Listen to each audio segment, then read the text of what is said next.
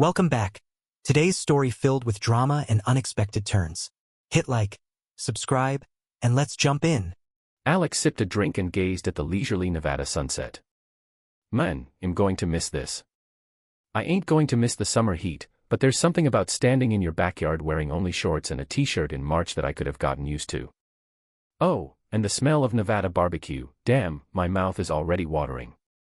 I turned and looked back at the family cookout that was going on behind me. The party was in my honor, honoring my recent promotion to shop foreman. It was an adult gathering, and the half-dozen corporate workers and their wives attended without any children. I was grateful for it since I had every intention of making this my goodbye party. When I had the opportunity, I headed out in my Ford F-150. I picked up what I thought I'd need as a visual help. I thought they'd want me to deliver a speech, and I wanted to make it memorable. I tucked my Glock 19 into the back of my pants, making sure it was not visible under my dinner jacket. As I made my way back among the visitors, I saw my boss, Harold Carter, approaching me. He was a huge, overweight man with a grin that could light up half of Austin. Even in his 50s, the guy had a presence that commanded respect while yet making you feel at ease. Walking with him was his wife, Susan. Susan, my issue. Maybe she wasn't the issue, maybe she was simply the one who kept opening the stupid door, allowing the true trouble to enter. It didn't really matter in any case. It is taken care of today. Susan Ellis was more than a touch hefty, but she still looked good in her 50s. She had the type of charm that pulled people in and made her mom or grandma to almost everyone. The trouble was, she believed the old wives' adage mama knows best.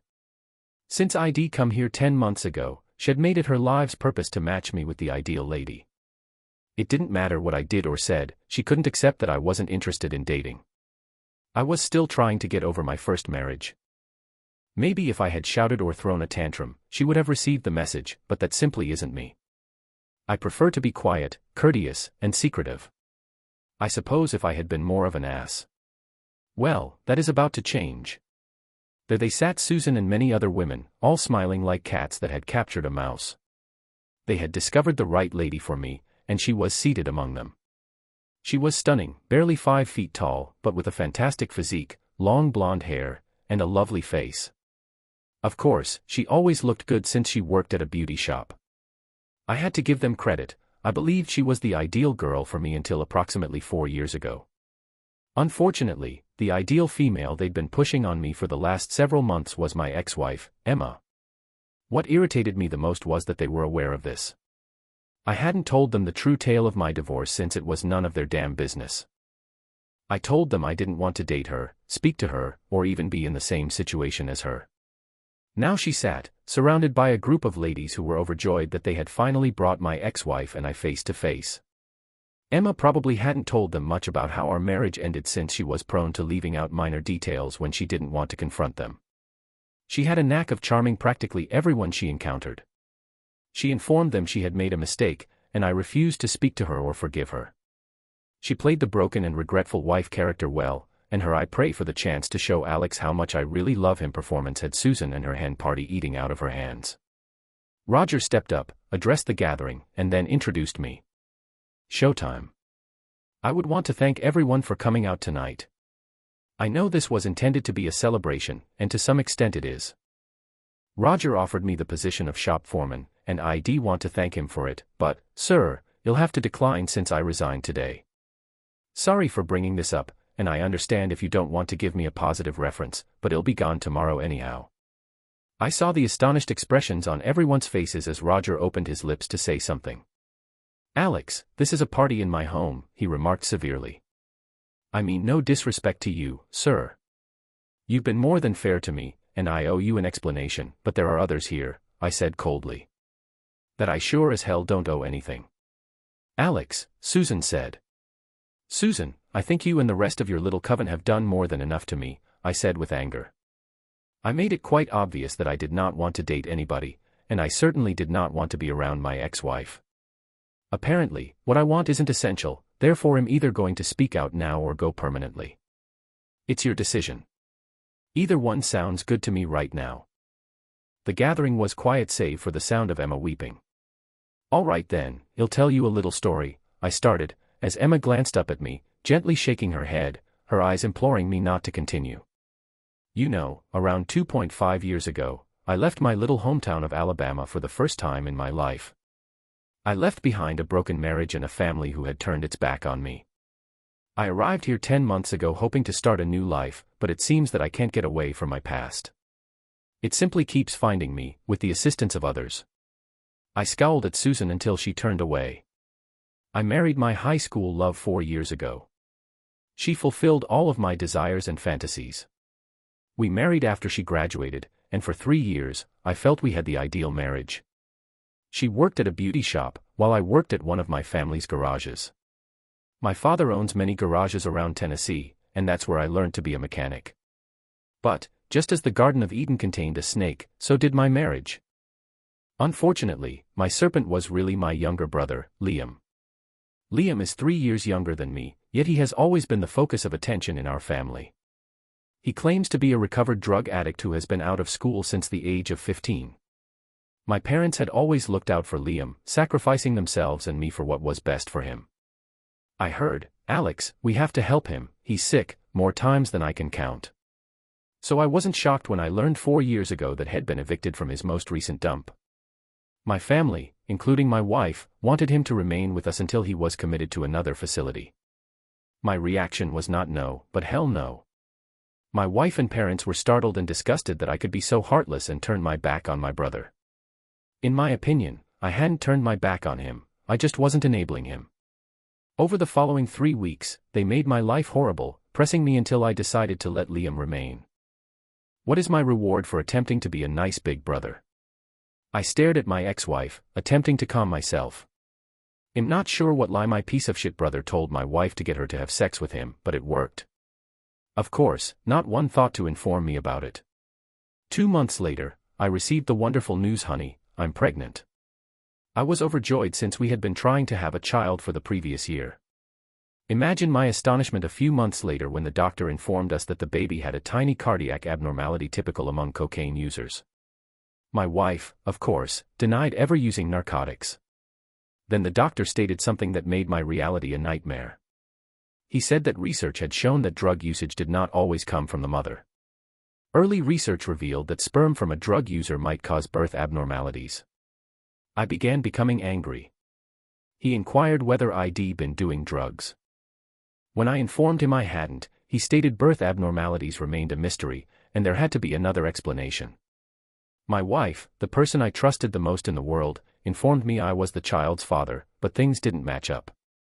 When the infant was delivered, they performed the procedure. It was deemed a complete success, but I am not a complete idiot, so I had a DNA test performed. When the findings came back, I was officially an uncle. I lost it.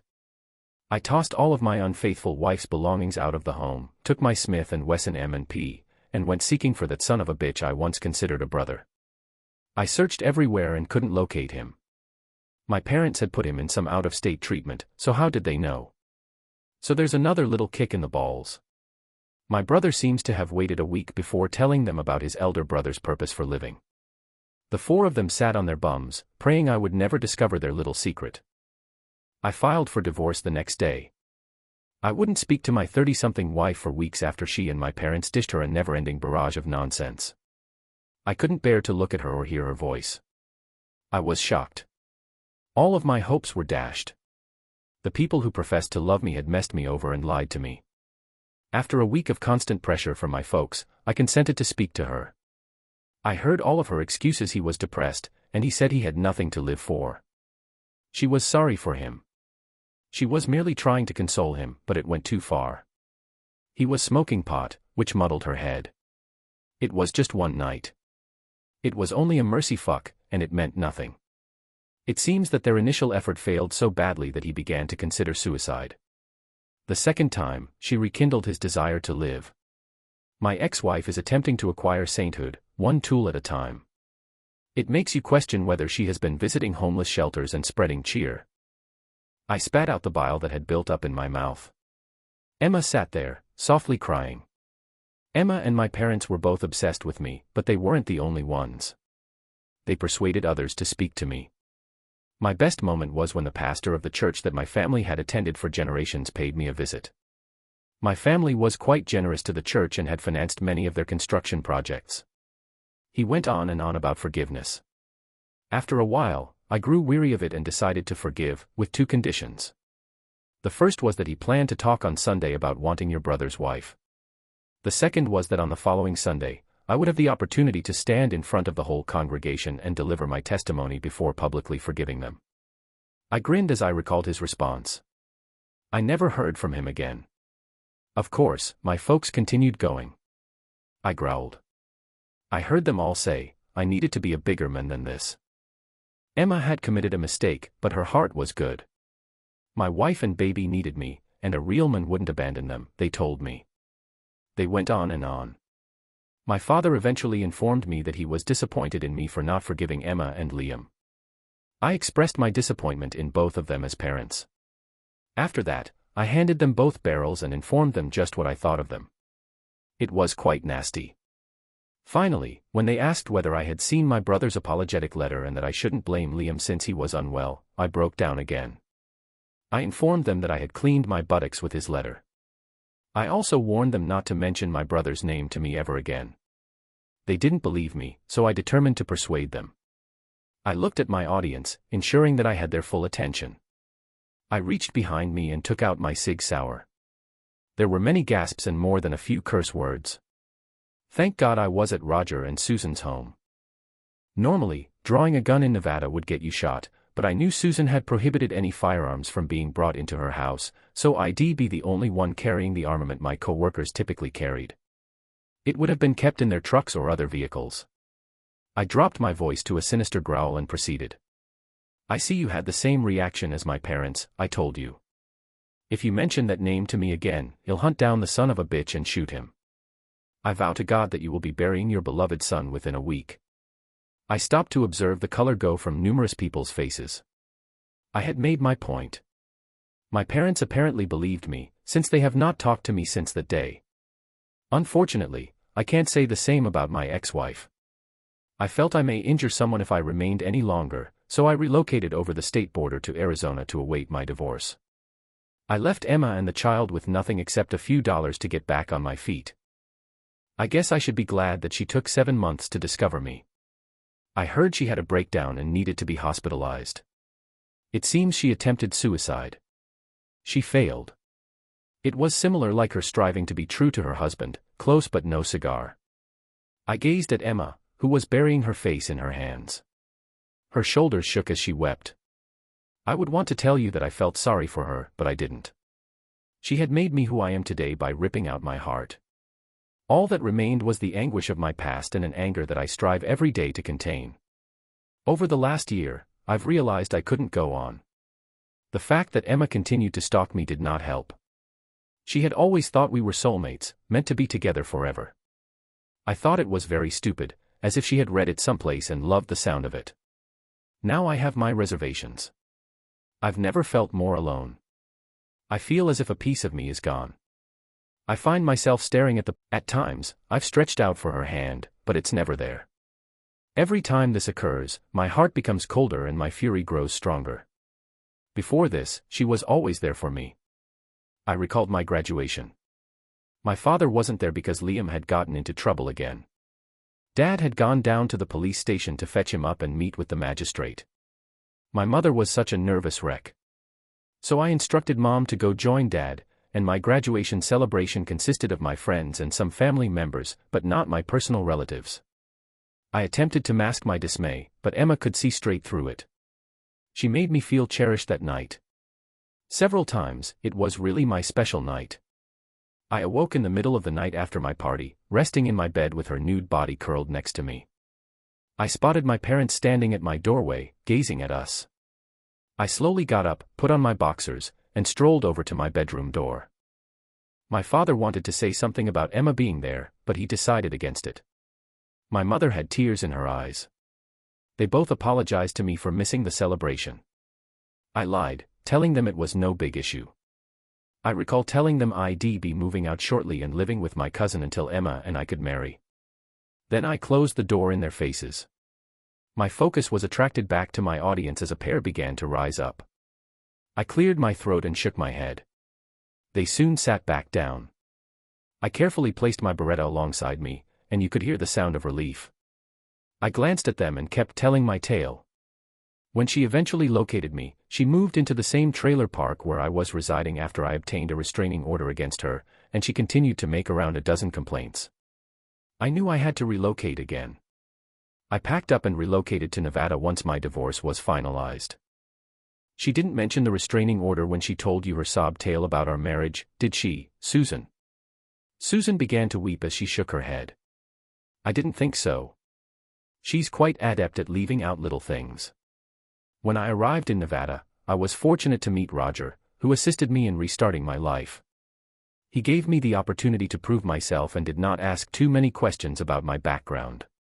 ID made it obvious that I didn't want to discuss my history, and after ensuring that I wasn't fleeing the authorities, he was okay with it. Unfortunately, his wife wouldn't listen. I hadn't informed anybody where I was going, not even the few friends I still had in Alabama. So imagine my astonishment when, 3 months ago, my ex-wife moved here. An even greater thrill came when my boss wife decided to attempt to reconcile me and my unfaithful ex-wife. Susan began speaking, but I stopped her. You had an opportunity, but you didn't listen. Now it's my turn, I said with enough wrath to silence her. I've made it obvious many times in the previous year that I didn't want to date and didn't want to talk or explain my history. I certainly as heck didn't want to go back with my wife, but clearly what I desire doesn't matter anything to you. Susan wept. Alex, I am really sorry. I didn't know. I shut her off right then. You didn't know, I spit. Since when do you have to know before respecting another person's privacy? Who the heck do you think you are that you need someone to explain it to you before you give him the ordinary courtesy of keeping out of his life? I could tell my remarks had struck the spot. It was time to end this sad little spectacle. So, Susan, I do want to thank you and the other busybodies for making the previous 2 months a living nightmare. I do wish you all the best, but it would be an outright lie. Personally, I wish you turn against one another and make each other's life miserable. I glanced down and saw Emma's tear-streaked face. Please, baby, please, she implored. Please give me another chance. I shake my head. I told you to get the hell away from me, Emma. Go home to your child. I can't unless I bring his daddy back with me, she said with tears. If you want to discover the kid's father, search in a rehab or in a gutter. If you mean me, then it's never going to happen. If you haven't been following our little narrative, I am not the kid's father. I picked up my Beretta, returned it to my belt, and turned to move through the throng. They split apart quickly than an Arizona football player's legs at a tailgate party. I heard multiple apologies, and several even looked me in the eye. As I approached the driveway, I heard Emma cry behind me, Alex, please don't go. I cannot live without you, she screamed as she collapsed to the ground, sobbing. You need to come home. You just have to. I turned around to look at her. Listen, bitch, I don't care whether you use a razor on your wrists or not. Just keep the heck away from me. I saw everyone gazing at me. I still can't seem to get people to listen to me. I grumbled as I headed to my pickup. Now let's hear the narrative from Emma's point of view. The physicians tell me that documenting my thoughts is excellent treatment and will help me find myself. Personally, I believe they are full of garbage. They don't seem to realize I've lost my dog. He is my rock, soulmate, lover, closest friend, and, until recently, my spouse.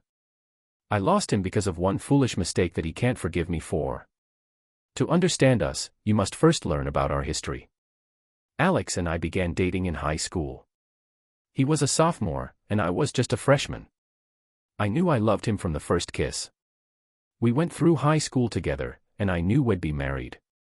3 months after I graduated, we were married. I'm sure my folks were happy.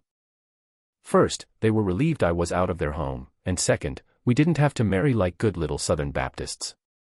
I believe they were terrified I might get knocked up. My dad and I were always squabbling. They adored Alex but disliked my lifestyle.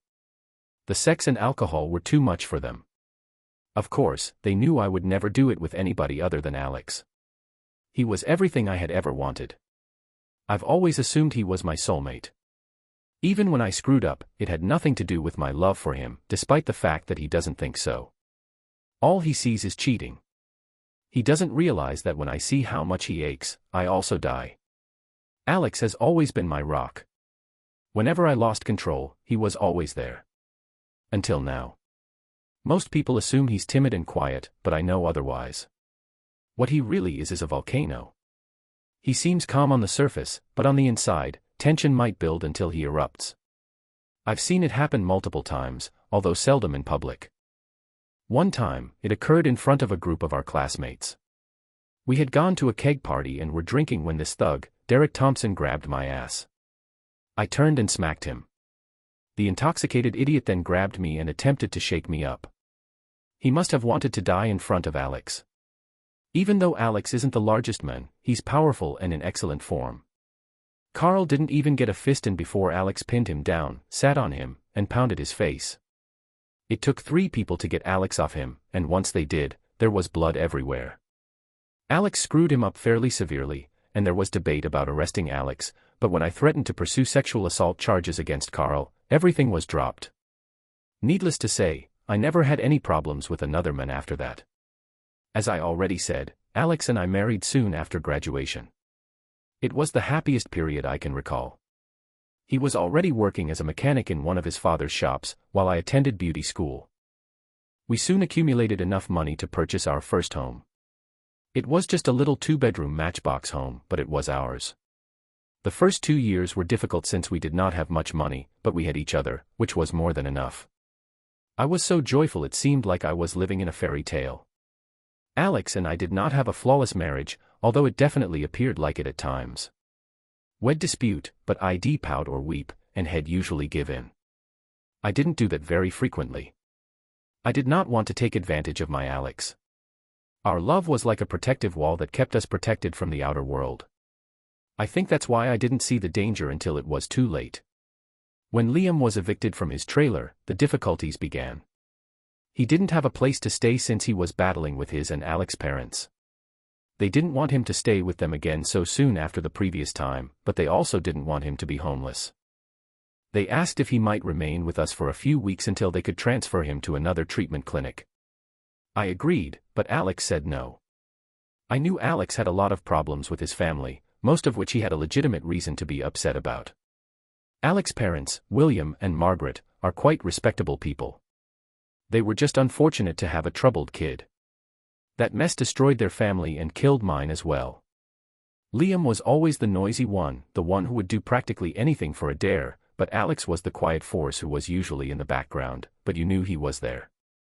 They remained a team until Alex started high school. In high school, Alex began spending more time with his buddies and football teammates. Liam responded by becoming even more of an attention seeker. Soon, it became clear that Liam was going to attempt to be a bad guy or rebel. It's no surprise that Liam began hanging out with drug dealers. Alex and I were dating at the time, and I could see it broke Alex's heart to see Liam go into that pit. By his freshman year, Liam had been a full-fledged junkie. Had already broken the family apart by that point. He dropped out the same year that Alex graduated. Alex's parents tried everything but weren't sure what to do with Liam. They tried sweet talk, bribery, and threats before resorting to tough love. Liam used it as an excuse to drop out of school. Following that, William and Margaret sided with him on almost every issue. While I understood their issue, it soon became all about Liam. They did everything for him, leaving Alex to fend for himself most of the time. I know that truly wounded Alex. Liam was hell-bent on ruining his life. It was a shame since he had the potential to be extraordinary. My Alex is a handsome man, but everyone says that Liam would have been more attractive when he grew up. Unfortunately, because to the drug addiction, no one will ever know. Alex attempted to contact Liam many times, but Liam responded by stealing from his brother and their parents and buying more drugs. When Liam turned 18, Alex gave up trying. We'd been married for 2.5 years when Liam was evicted. I'll confess that William, Margaret, and I were very persistent in convincing Alex to alter his mind. I believe William and Margaret thought they were out of alternatives and wanted to relieve their guilt. They did not want Liam to return to live with them again. They just kicked him out many months ago after he stole a large sum of money from them. I wanted Alex to rethink his mind since you can't simply abandon your family. Also, it was approaching Christmas, and having Liam living on the street would have made for a miserable holiday. Just a few days after Christmas, I let my fairy tale marriage come crumbling down. Alex phoned and said he was attempting to repair the transmission for a middle-aged single mother of 3 in town. It was her only automobile, so he and one of the other men planned to work all night to restore it for her. Damn, I adore him. I returned home late from the beauty shop that night. When I came inside the home, I nearly gagged since the smoke from Liam's cannabis was like a cloud. I stepped over and hammered on the bedroom door, but he did not respond. Pissed off, I opened the windows and went to take a shower. After my shower, I prepared for bed. The scent of smoke persisted, but I had to close the windows since it was chilly outdoors. After closing the windows, I walked back and hammered on Liam's door again. This time he responded. The way he looked terrified me. His eyes were glowing red, and I couldn't tell whether it was from the smoke or because he was sobbing. He had such a depressed and gloomy expression that I became concerned about him. He turned around, went back to the bed, and sat on the floor next his bong. I walked in and felt a thrill from the smoke. I'd smoked cannabis on occasion before, so I was aware of the effects it had on me. I went to get a fan and brought it back into the room. I opened a window and set the fan to begin blowing away the smoke. Liam simply sat there, murmuring. When I finished, I sat down next to him. Even though the details of that night are unclear, I am certain that I recall what transpired. I recall that I began in on him. Damn it, Liam, I snarled. If Alex smells this when he comes home, hell throw your ass out. Maybe that's for the best. That might be for the best, he said. When I looked at him, I saw so much grief. It seemed as if he had given up. Hell, it doesn't matter, he moaned, leaning his head back and staring at the ceiling. I'm dying anyway. I was astonished. It took me a few seconds to reply. Oh, Liam, do you have AIDS? He snorted and shook his head. No, I detest needles. But there's another way to obtain it. That is confirmation that I am dying. He stared at me, and I must have had a confused expression on my face. With a long, mournful sigh, he answered my silent inquiry. I have it, he said, even with some of the skanks I associate with. I couldn't get AIDS that way, even if I tried.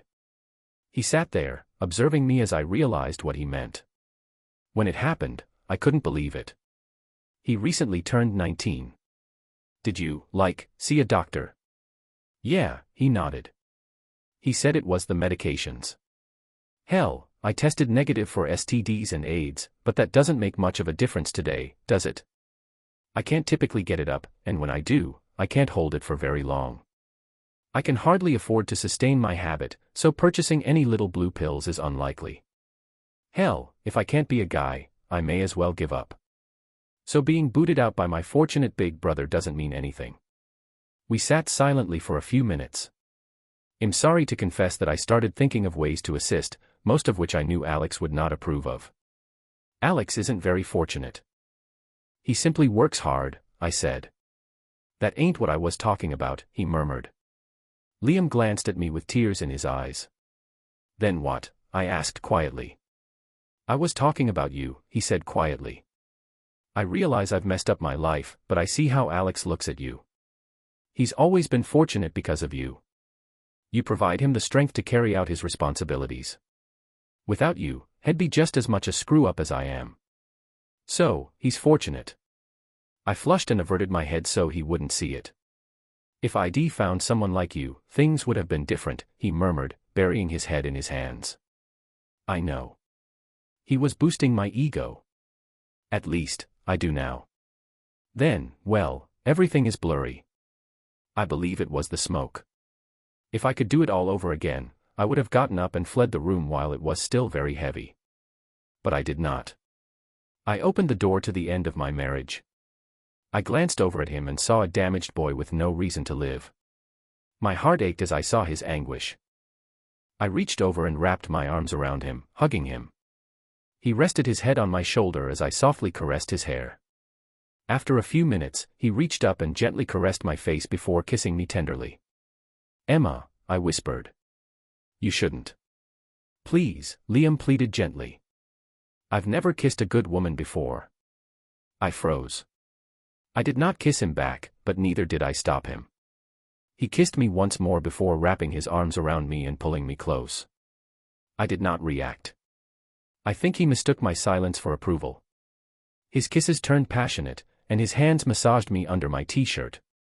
When one hand crept between my legs, I flinched. "Emma," I whispered. "Please. I need a reason to live." Was it a phrase? Of course it was. But I sensed he was on the verge of despair. Whether I was stoned or just astonished by the experience, I did not get up. I did not yell. I did not kick or do the things I should have done to fight for my marriage. Instead, I sat there, perplexed and conflicted over what to do. He rubbed me for a minute before gently pushing me back to the floor. I am not sure when he unfastened his and my pants, but I felt him press into me. I was not totally prepared for him. He slipped inside me completely, and my body slowly reacted. As he started thrusting into me, I nearly laughed. While laying there, I imagined a dog dry humping someone's leg. I could feel him struggling to keep an erection. He quickly realized he wouldn't be able to complete the work. He sat back, and I recall never seeing a face in so much agony. He genuinely started to weep. It was then that I made my choice. I recall thinking the harm was already done. I'd let Liam to breach a boundary that Alex would never forgive, despite the fact that I hadn't made love to him. I had not prevented him from having sex with me either. Since I was already lost, I felt something positive had to come out of this. I stretched out to softly touch Liam. "Come here," I said quietly. I grabbed his hand as we got up and pulled him onto the bed. I went down to my panties and t-shirt, then removed the rest of his clothing. He just laid on his back, looking at me peacefully. I caught his attention as I started to resuscitate him with my lips, and he soon began groaning with delight. I slid up onto the bed and let him contact and caress me as I continued to rub him. I soon got him strong enough for me to carry him. I straddled him like a horse, carefully guiding him inside me. I started to press myself into him, establishing a rhythm. It wasn't about making love. There were no soft words or touches. They were reserved for my hubby. This was just sex. Alex had always told me that the more enthusiastic I became when we made love, the better it was for him. He said that when I lost myself in our passion, it made him more enthusiastic, and the more excited he was, the harder he worked. With complete conviction, I put myself into what I was doing. I utilized every method I'd learned from having sex with Alex over the preceding 5 years. Everything I knew about what turned my hubby on I tried on Liam. I even exploited the prospect of having sex with someone I shouldn't to make myself more eager. As soon as I grounded myself in him, I sensed his reaction. He hardened like a rock as he thrust himself into me. I saw then that Liam was longer than Alex. Alex could drive me to an orgasm in minutes. He understood what I liked, desired, and needed. He had something no other guy would ever have: my affection. I started whimpering and repeating things I said to Alex during our intercourse. Then, to my amazement, Liam burst within me. His actions drove me over the brink, and I yelled for my relief. I laid there, knowing I'd done something I never expected to do. I slid off Liam and stood up, instantly struck by the enormity of what had just occurred.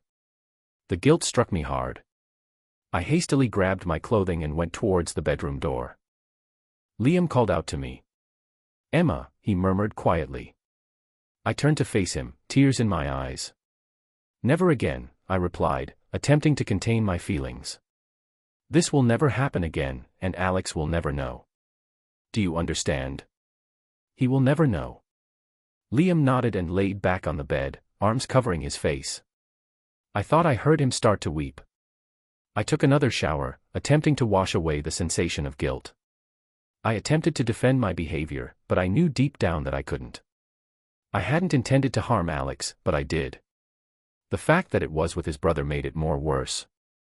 That night, I wept myself to sleep, knowing that I had irreversibly altered our relationship. The next morning, Alex was angry. The stench of marijuana was still there, and he almost threw Liam out right then. I don't know why he didn't. I was a wreck, still trying to control my emotions and hoping Alex wouldn't notice. That night, I made love with Alex as if there was no tomorrow. In a sense, I was afraid there wouldn't be one. When he inquired what was wrong, I told him I had a nightmare in which he had left me. He was extremely sweet and patient with me that night, and I can't remember how many times we were intimate. Alex was mine, and I became his again. I told myself that I would never repeat such a dumb error. Over the following several weeks, I sensed Liam observing me, but he never attempted to speak to me alone. He moved out 3 weeks later, and 2 weeks later, I found out I was pregnant. Alex and I were ecstatic. I never questioned that the kid was his. We had been quite sexually active, and I believed we had done enough to establish that this kid was his. But when Liam inquired whether he was the father, I began to worry. To my surprise and indignation, I discovered that Liam had told my parents what had transpired. They were unhappy, yet they did not desert me. After chatting with them, we agreed to preserve our secret and hope that Alex never finds out. I felt terrible to my stomach. I'd never withheld anything from Alex before, but I knew this was going to crush him.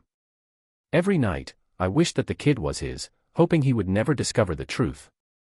Then the doctor informed us that there was an issue with the baby.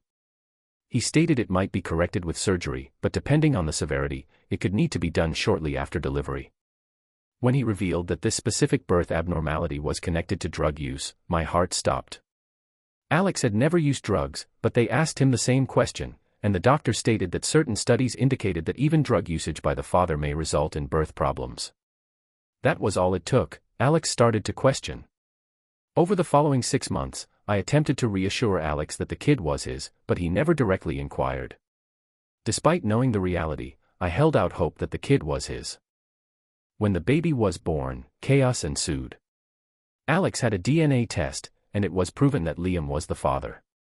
He tossed my belongings out of the home that day. My parents disowned me, so I moved in with Alex's parents. Alex would not even speak to me for 2 weeks. After almost a week of constant pressure from his parents, he eventually consented to meet with me. Our conversation was one-sided. I begged with him, trying to convey how sorry I was and how much I needed him. I begged him to forgive me, explaining that it was a mistake and that it meant nothing. I told him the truth, it was not as wonderful as when we were together. But he did not answer. He would only remark, "You slept with my brother and had his child." Over the following week, his parents and I did everything to get him to sit down and chat with us, trying to find a way to work everything out. Liam even sent him a letter, attempting to explain and apologize. But I could see how much it affected Alex. I could see him becoming more angry and frustrated. His eyes told me everything. When they squinted, I knew he was about to explode. I contacted him 15 times a day and visited his job a few times every day. Was I stalking him? I suppose it may have seemed that way, but I've never backed down from a struggle over anything essential. Nothing was more essential than Alex. When he finally spoke to me, I almost wished he had not. He began with a few unpleasant remarks, and then it escalated. By the end, he had called me every name in the book. He ended up removing my wedding band while I sat there, astonished by his comments. I'd seen his wrath before, but this was different. Alex had given his parents some disturbing information, and now I was its target, which terrified me. Sometimes his wrath is terrible. I lost it when Alex relocated to Alabama. For the first time, I really pondered my life without him. It was gloomy and empty, with no hope or pleasure in it. The guy I loved despised me. That night, I took a bottle of sleeping pills and combined them with a fifth of whiskey. The following day, I awoke in the hospital with a throbbing headache and was on suicide watch. They said I began contacting individuals after Alex refused to accept any more calls. They certainly discovered me on time and pumped my stomach. After that, my son, Alex Jr., moved in with William and Margaret. I wasn't permitted to visit him often. I would want to say that troubles me, but it does not. The infant is a sad reminder that I do not have my spouse. It took some time, but I was able to locate Alex in Alabama when I was released from the hospital. I moved into the little trailer park where he lived. Needless to say, he was not happy to see me. I obtained a job at a nearby beauty salon and settled into a rhythm. I worked, contacted Alex, paid him a visit, and then continued to work. I was soon approached by the Alabama police. I had to adjust my routine when Alex filed a restraining order against me, but I didn't stop attempting to communicate with him. I could not let him go fully. Around this time, Alex formalized our divorce. The judge heard that the kid was Liam's, and I'm sure he assumed we wouldn't be able to work it out. A few months after the divorce, Alex relocated again. It took me 8 months to locate him. Had relocated to Nevada this time. When I got closer to him, I didn't put as much pressure on him as I had before. I met several of the women whose husbands and boyfriends worked with him. I told them about my wish to get back together with Alex, but I omitted out the details that would have made me appear bad. It took a while, but Susan realized how much I loved Alex and how sorry I was for everything. She also saw how miserable Alex was. Even though he indicated he didn't want to speak to me, we knew it was only a matter of time until he did. That moment eventually arrived during his celebration. Susan and his strategy flopped in the worst conceivable manner. What had begun as a promising night rapidly went terrible. Alex informed everyone his version of the story. It was brutal, but it was the reality. I didn't dare to interrupt him. I could see his eyes straining, and after he finished, I asked him to come home with me. He told me to kill myself. That was when I realized I had lost him for good. After the celebration, I absolutely broke down. Susan transported me to the hospital, and a few days later, I found myself in a Nevada hospital, on another suicide watch. You may be wondering about the baby. Well, I'm informed it's doing well. I haven't been near it since just before my collapse. William and Margaret are now taking care of the infant. They'll probably end up adopting it because, let's be honest, I'm a horrible mother. What else do you call a lady who can't bear to look at her own child? I know it sounds terrible, but every time I see it, I am reminded of my mistake and the consequences. This is not the baby's fault. I know, but it doesn't alter anything. Does this make me a bad person? In my opinion, it very definitely does. I think the physicians were correct. This tiny recording has helped me uncover who I really am. Of course, the person I've learned I am makes me ill. I am a lousy wife and mother who has lost her sole motivation for living. You'll probably have to conceal this tape or they won't allow me out of here.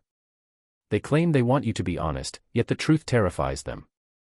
I'm certain that eventually you'll find out how to cope with this. I hope it occurs soon. Meanwhile, Alex was on a beach in Oregon, staring out at the Pacific. The horror I had been living through for the previous several years had finally ended.